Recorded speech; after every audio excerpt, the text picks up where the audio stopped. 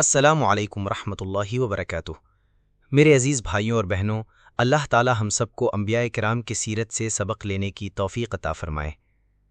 نبی اکرم صلی اللہ علیہ وسلم نے فرمایا، الانبیاء اخوۃ لعلات دینہم واحد و امہاتہم شتیٰ۔ ترجمہ: انبیاء سب سوتیلے بھائیوں کی طرح ہیں، ان کا دین ایک ہی ہے اگرچہ ان کی شریعتیں مختلف تھیں۔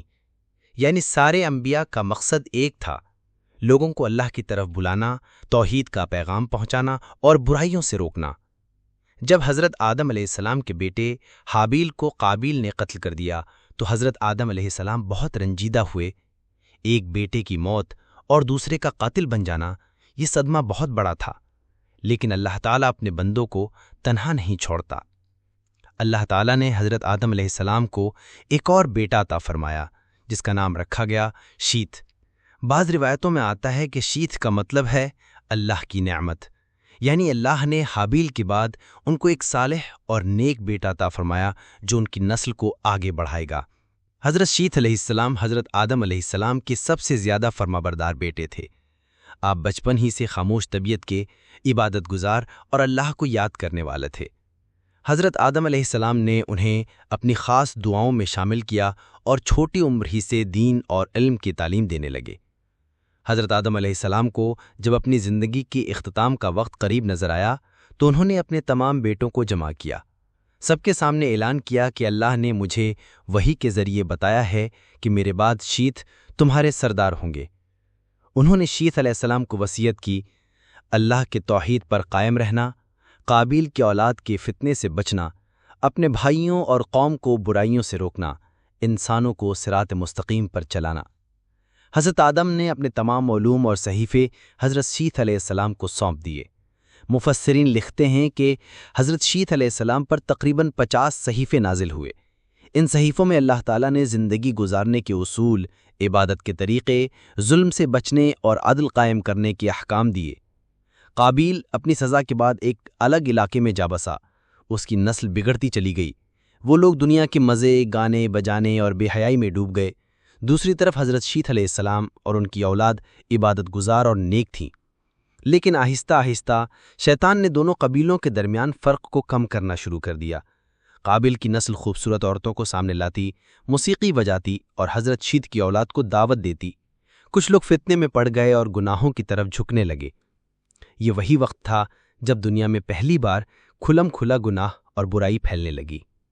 حضرت شیت علیہ السلام اپنی قوم کو بار بار سمجھاتے، اے لوگوں، اللہ کی عبادت کرو، شیطان کے فریب میں نہ آؤ، دنیا کی لذتیں وقتی ہیں لیکن آخرت ہمیشہ کی ہے۔ وہ روتے روتے کہتے، کیا تم نے اپنے بھائی حابیل کا انجام نہیں دیکھا؟